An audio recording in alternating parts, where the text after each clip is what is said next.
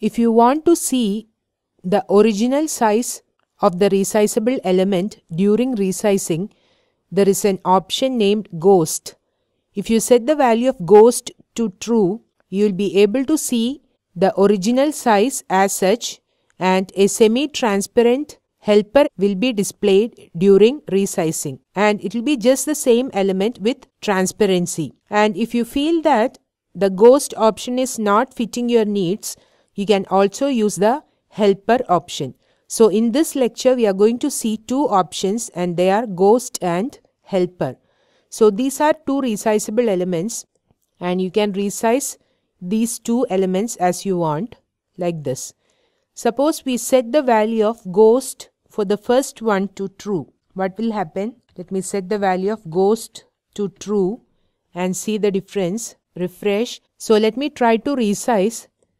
As you see here, the original resizable element is staying in the same size, and when I drag the resize handle, a semi-transparent helper is displayed to indicate where we are dragging or how much the size is increased or decreased. Then when I release the mouse, it will appear like this. So here you are getting a hint like where you are dragging or how much you are dragging. Here you will be able to see how much you have increased or decreased the size of the original element. So this is the Ghost option. And suppose you do not want a semi-transparent helper. Instead, you plan to design a helper on your own. In that case, you can use the helper option with the Ghost option.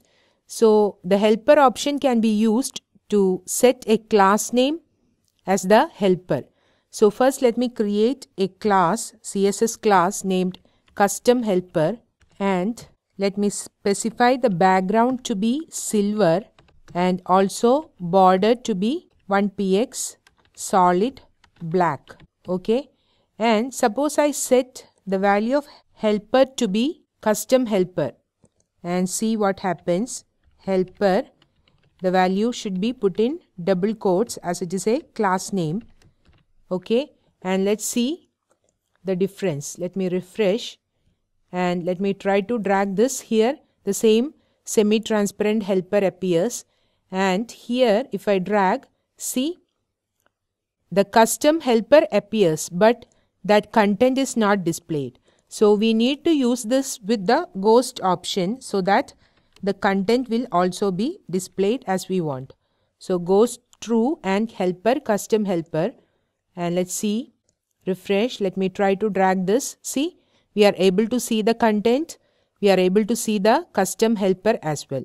So if you want to make your Ghost a custom one, instead of displaying the semi-transparent helper, you can use the helper option along with the Ghost option.